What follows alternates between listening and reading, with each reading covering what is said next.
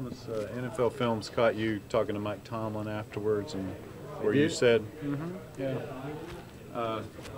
and your clip was, "Thank you for humbling us." I think is what you told Tomlin. And he said something back. But anyway, why did you say that? I feel like that's what that game was. You know, there was a humbling experience for this football team. It's something that we're going to learn from. I feel like we've learned from it.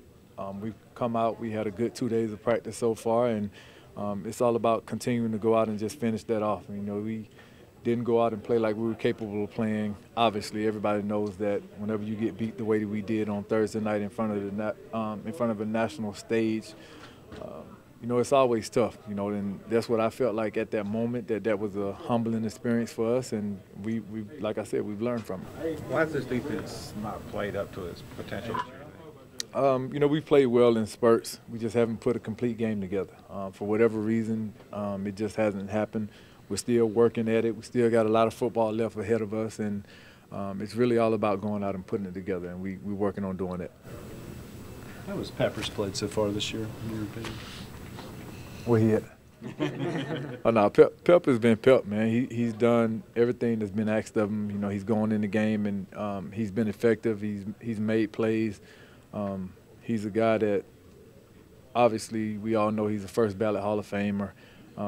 And he just takes that approach each and every time that he comes to practice. He practices that way, he plays that way, and, you know, we definitely love having him on the team.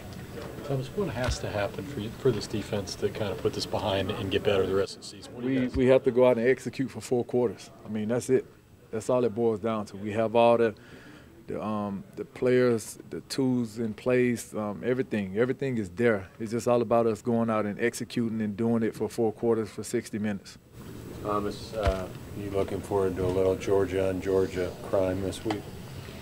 You know, I'm looking forward to going out and competing against Matt, man. He's a very good quarterback in this league. He's proven that he can put up the numbers. You look at what he's been able to do since he's been in the NFL. He's shown and proven what he's capable of, and you know, it's not going to be an easy matchup. And you know, they're playing at home. We're looking forward to going out there and putting our best foot forward and coming away with the win, and that's something that we have to focus in on as a team. Critics up there point to the fact that he hadn't done much in the playoffs, but it sounds like you feel like his body of work's pretty impressive. I mean, you can say what you want about playoffs and postseason.